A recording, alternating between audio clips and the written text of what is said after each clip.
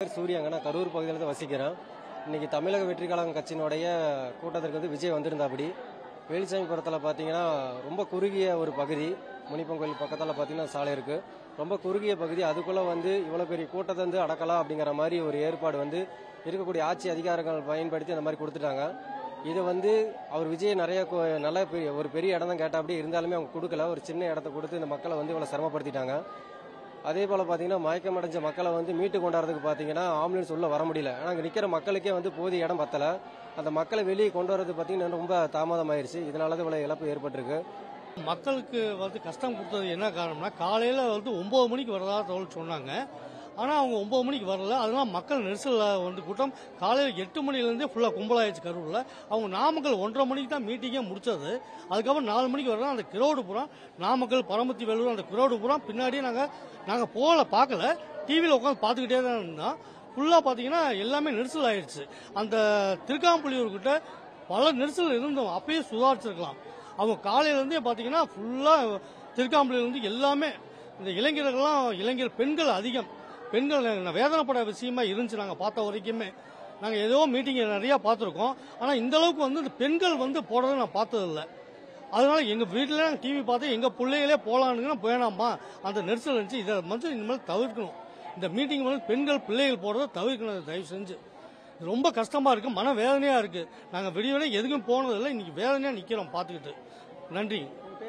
என் பேர் ஜாகிர் ஹுசேன், கரூர். என்ன சொல்றதுன்னு தெரியலைங்க. இந்த ஒரு துயரமான ஒரு தருணத்தில் உதாரணத்துக்கு ஒரு 7 மணி பக்கமாக இருக்குங்க எல்லாமே. நாங்களும் அங்கே தான் இருந்தோம். கட்டுக்கடங்காத கூட்டம், ஒன்றும் பண்ண முடியலைங்க.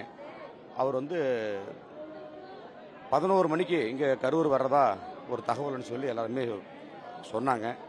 ஆனால் வந்தது வந்து ரொம்ப டூ லேட்டாக இருக்குதுங்க. ஏகப்பட்ட கூட்டம், எல்லாம் பாவம் தண்ணி வசதி இல்லாமல் ஒன்றும் இல்லாமல் எல்லாம் பாவம் குழந்தைங்க, சிறியவங்க, பெரியவங்க ரொம்ப எல்லாம் தட்டு தருமாறிட்டு ரொம்ப தவிச்சிட்டு இருந்தாங்க.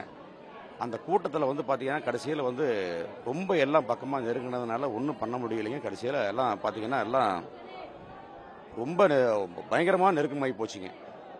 கடைசியில் பார்க்குறப்ப நிலைமை கட்டுக்கடங்கி, அதாவது காவல்துறை என்ன பண்ணுங்க, உதாரணத்துக்குங்க ஒரு மீட்டிங்னு சொல்கிறாங்க. அவங்க ஏதோ ஒரு மாவட்டத்தில் உண்டான ஒரு போலீஸ் தான் போட்டு பண்ணுவாங்க, பக்கத்து மாவட்டத்தை கூப்பிடுவாங்க.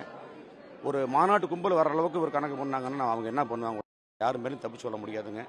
ஆனால் உயிரிழந்தவங்களுக்கு உதாரணத்துக்கு எப்படி ஆறுதல் சொல்கிறதுன்னு தெரியல. உதாரணத்துக்கு காயம் அடைஞ்சவங்க எல்லாமே குணமாகி எல்லாம் வீட்டுக்கு வந்தால் சந்தோஷம் தானுங்க. ஆனால் இதுக்கு மேலே இந்த மாதிரி சம்பவங்கள் நடக்காத அளவுக்கு வந்து பார்த்திங்கன்னா அவங்க நல்லபடியாக பார்த்து கணக்கு பண்ணணுங்க. இது யார் மேலே தவறுன்னு சொல்கிறதுக்கு நமக்கு எப்படி சொல்கிறதுனே புரிய மாட்டேங்குதுங்க உதாரணத்துக்கு. ஆனால் சரியான ஏற்பாடெல்லாம் பண்ணியிருந்தாங்க. கூட்டம் வந்து பார்த்திங்கன்னா அங்கே நாமக்கல்லேருந்தே பின்தொடர்ந்து அங்கே வந்து பலாயிரக்கணக்கான வண்டி கார் எல்லாம் வந்துருச்சுங்கல்ல பின்னாடியே. இங்கேயும் ஏகப்பட்ட கூட்டங்க. அந்த டைமுக்கு வருவாருன்னு சொல்லிட்டு அவங்க எதிர்பார்த்துக்கிட்டு நிறையா பேர் எல்லாமே குழந்தைங்களோட பசிப்பட்டினியோட நிறைய பேர் இருந்திருந்தாங்க. எல்லாம் ஒரு 11 மணி 11:30 சொல்லிட்டு எல்லாமே இருந்திருந்தாங்க எல்லாமே. அப்புறம் அதுக்கு மேலே இந்த இப்போ வந்து அப்போ வந்துருவாருன்னு சொல்லிட்டு நிறையா பேர் பாவம் எல்லாமே குழந்தைங்களோட ஒரு ரசிகரை பார்க்கணும் அப்படிங்கிற ஒரு ஆர்வத்தோடு எல்லாமே நின்றுருந்தாங்க. அது மிகப்பெரிய வருத்தமாக இருக்குது. உயிரிழப்பு அப்படிங்கிறது மட்டும்தான் மிகப்பெரிய வருத்தமாக இருக்குதுங்க எல்லாமே. வேறு ஏதாவது ஒரு என்ன பரவாயில்லைங்க. ரொம்ப எப்படி சொல்கிறதுன்னு தெரியலைங்க. ரொம்ப போரெல்லாம் கீழெல்லாம் உளுந்துங்க, காலில் மிதிச்சுக்கிட்டு பாவம் ஒரு அம்மானா அப்படியே கீழே கிடக்குதுங்க. அதுக்கு தலை கால் எல்லாம் மிதிச்சுட்டு போகிறாங்க. என்ன காரணம், அந்த அம்மா கீழே கிடந்தது யாருக்குமே தெரியல, பார்க்கல. அந்த அளவுக்கு ஒரு நிலைமை இப்படிலாம் ஆகுன்னு தெரியலைங்க. அதெல்லாம் எப்படி சொல்கிறதுன்னு விவேக்கிறதுக்கு வார்த்தையே இல்லைங்க எல்லாமே. அப்புறம் நாங்கள்லாம் டீ கட்டில் சைடில் அங்கே ஓரமாக நின்றுருந்தோம். அப்போ அந்த கடையிலேருந்து அப்படியெல்லாம் ஒதுங்கி உள்ளே போயிட்டு நாங்களே வெளியே வந்ததே பெரிய விஷயமா போச்சுங்க எல்லாமே. ரொம்ப மோசமான சமாச்சாரம். ஆனால் சரியான ஒரு பாதுகாப்பெல்லாம் பண்ணியிருந்தாங்கன்னா அவங்க ஒரு சொன்ன கும்பலுக்கு மேலே 10 மடங்கு 5 மடங்கு வந்தாங்கன்னா அவங்க காவல்துறை மட்டும் தான் என்ன பண்ணுங்க எல்லாமே. மிகப்பெரிய தவறு. அதாவது ஒரு திட்டமிட்டு பண்ணணும்.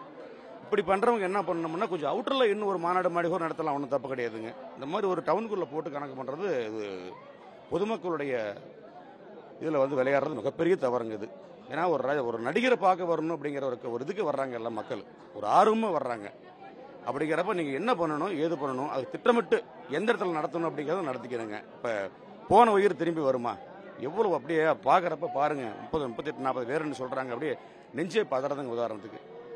இதுக்கு மேலே இது மாதிரி நடக்காத அளவுக்கு நிர்வாகிகள், அந்த சம்மந்தப்பட்ட அந்த கட்சி நிர்வாகிகளும் சரிங்க, இதுக்கு மேலே அவருக்கு எப்படி நம்ம இந்த நடத்துகிற மாதிரி இருந்தால் என்ன பண்ணணும் அப்படிங்கிறது மாண்புமிகு தமிழக அரசு என்ன பண்ணணுமோ உயர் அதிகாரிகள் தக்க நடவடிக்கை இதுக்கு பக்காவாக நடவடிக்கை எடுத்து இந்த பாதிக்கப்பட்ட நபர்களுக்கு என்ன பண்ணணுமோ, காயமடைஞ்சவர்களுக்கு என்ன பண்ணணுமோ அதை உரிய முறையில் உயர் அதிகாரிகள் நல்லபடியாக பண்ணி கொடுப்பாங்கன்ட்டு இந்த எல்லாம் வல்ல ஆண்டவனை பிரார்த்திக்கிறேங்க. நான் நந்தகுமாருங்க.